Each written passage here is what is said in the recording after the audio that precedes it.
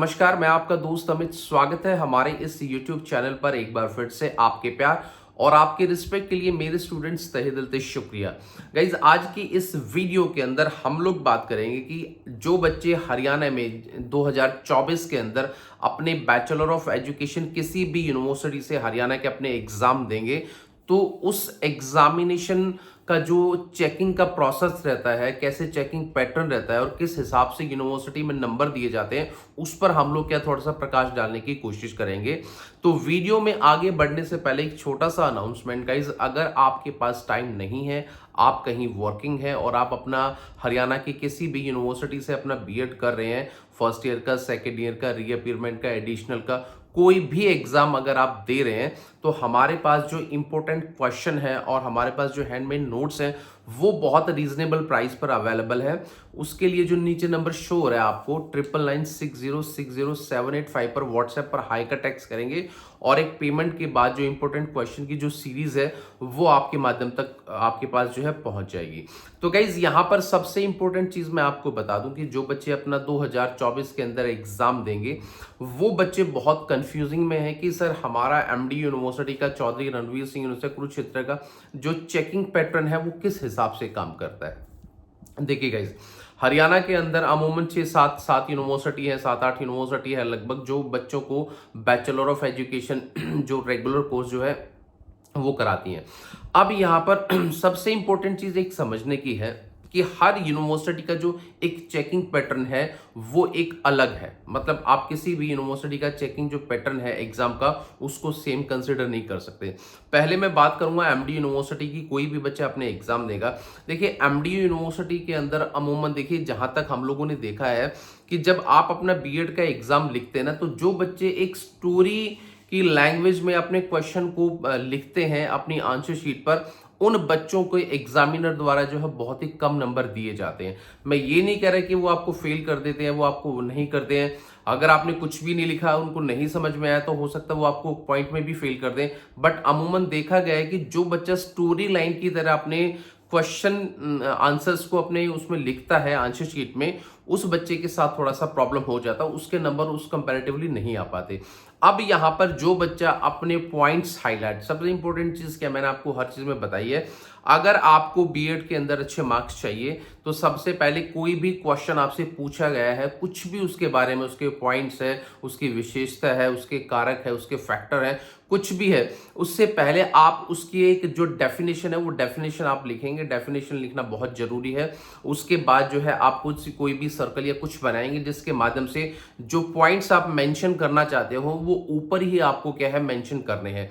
जैसे सपोज करो कि 16 नंबर के क्वेश्चन में आपको गाइस जो है कम से कम 10 से 12 जो है पॉइंट्स मेंशन करने होते हैं। जो 10-12 पॉइंट जो आप मेंशन करोगे ना, उसको बिल्कुल आप डेफिनेशन लिखने के जस्ट बाद क्या है, आप उसको कैसे भी क्या है उनको पहले से ही मेंशन करो। चाहे सर्कल में मेंशन करो, ट्रायंगल में मेंशन करो, चाहे आप फ्लैग बनाओ, चाहे आप झोपड़ी बनाओ, कुछ भी बनाओ, पर जो पॉइंट्स है ना आपके वो एग्जामिनर को क्या है आपकी आंसर शीट के अंदर नजर आने चाहिए। पहली चीज तो आपकी डेफिनेशन देखी जाती है, उसके बाद आपके जो पॉइंट्स आप मेंशन करने वाले हो 16 नंबर के क्वेश्चन में वो आपके देखे जाते हैं। उसके बाद एक एक पॉइंट को, जो 10-12-13 जो पॉइंट्स आपने ऊपर लिखे हैं, उन सब को आपको हाईलाइट करना है। बहुत सारे बच्चे क्या है एक या दो लाइन उसके लिए लिख देते हैं, बट उस पॉइंट का एक या दो लाइन सफिशिएंट नहीं होता। जब भी आप किसी भी 16 नंबर के क्वेश्चन का पॉइंट बना के, हेडिंग बनाकर उसके बारे में लिखते हो, तो कम से कम 4 या 5 लाइन, कम से कम मैक्सिमम 5 लाइन क्या है आपको उसके लिए लिखनी है, जिससे आपके 16 नंबर की लेंथ क्या गाइस बनेगी। तो दूसरा क्या है, जब भी आप ये सारे पॉइंट्स अच्छी तरह मेंशन करोगे तो इसकी हेडिंग आप अच्छे तरह से बनाएंगे, ताकि एग्जामिनर को जो पॉइंट्स आप हाईलाइट करके आपने ऊपर दिखाया है और जिसको आपने एक्सप्लेन किया है, तो वो पॉइंट्स भी उसको नजर में आने चाहिए। और लास्ट मोमेंट पर सबसे इंपॉर्टेंट चीज क्या है, जो भी आपने आंसर्स में मेंशन किया है उसके नीचे आपका जो कंक्लूजन शो होगा वो भी आपके नंबर में बहुत इनहेंसमेंट लाएगा, वो बहुत अच्छे नंबर आते हैं। जो बच्चा इस लेवल पर अपने एग्जाम को गाइज लिखता है, यकीन मानिए उन बच्चे के नंबर बहुत अच्छे आते हैं। और जो कुरुक्षेत्र यूनिवर्सिटी, चौधरी रणवीर सिंह यूनिवर्सिटी या कोई भी यूनिवर्सिटी है, उनका जो पैटर्न है कुछ कुछ सेम रहता है। बट जो पैटर्न मैंने आपको बताया ना, जब एमडीयू के स्टूडेंट हो, चाहे कुरुक्षेत्र के स्टूडेंट हो, कुछ भी हो, आप इसी ढंग से क्या है आपको मेंटेन करना है। आप किसी भी यूनिवर्सिटी से अपने एग्जाम देंगे कोई दिक्कत नहीं आएगा। यकीन मानिए हर बच्चे के ऊपर ये जो स्ट्रेटजी है हम लोग ने वर्क करके देखी है। कुरुक्षेत्र में भी बहुत सारे बच्चे हमारे थ्रू बीएड करते थे और काफी बच्चे जो है, मैंने जिन बच्चों को जो हेल्प ली है उन्होंने बताया सर कैसे एग्जाम लिखना चाहिए। तो कुरुक्षेत्र यूनिवर्सिटी के अंदर में जो मेरे पैटर्न के हिसाब से इन बच्चों ने एग्जाम लिखा है, तो यकीन मानिए उन बच्चों के नंबर भी बहुत अच्छे आए। तो पैटर्न जो मार्किंग का जो प्रोसेस है वो लगभग सेम ही चलता है, ठीक है। थोड़ा बहुत फर्क हो जाता है क्वेश्चंस को मेंशन करने में, आंसर्स को लिखने में, बट एक अगर पॉइंट पकड़कर आप चलोगे ना गाइज और उसको एक लेवल पे अगर आप मेंटेन करोगे तो उससे बेहतर कोई भी चीज आपके लिए नहीं है और वो चीज आपके लिए बहुत ज्यादा अच्छा काम करेगी।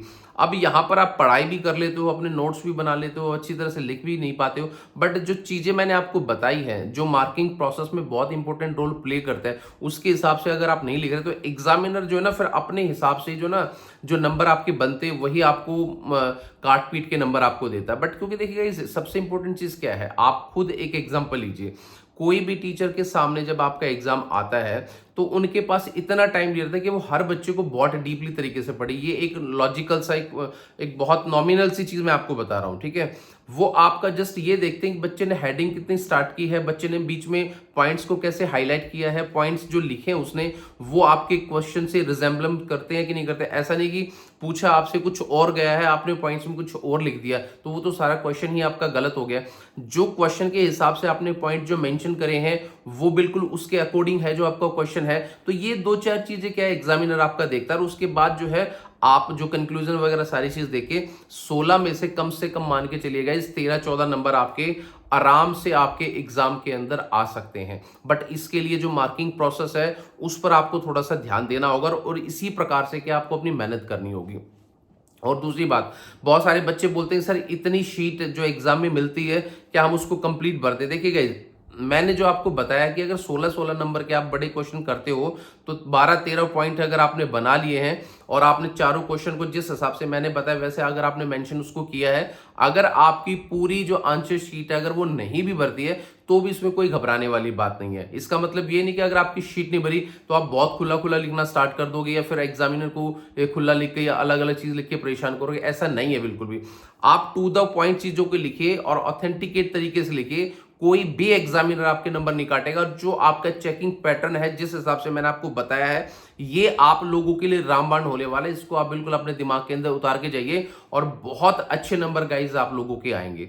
तो उम्मीद करूंगा इस छोटी सी वीडियो में मैंने बहुत इंपॉर्टेंट आपको एक चीज बताई, एक फैक्टर बताया है जो आपका काम करेगा। वीडियो आपको कैसे लग रहे हैं प्लीज उसके लिए आप अपनी राय अपना कॉमेंट जो है के माध्यम से या व्हाट्सएप पे हमें जैसे भी आप अपना राय भेजना चाहो भेज सकते हो। तो इस वीडियो में गाइज इतना, मिलेंगे किसी नेक्स्ट वीडियो में। तो till then bye and take care guys, मुस्कुराते रहना। Thank you so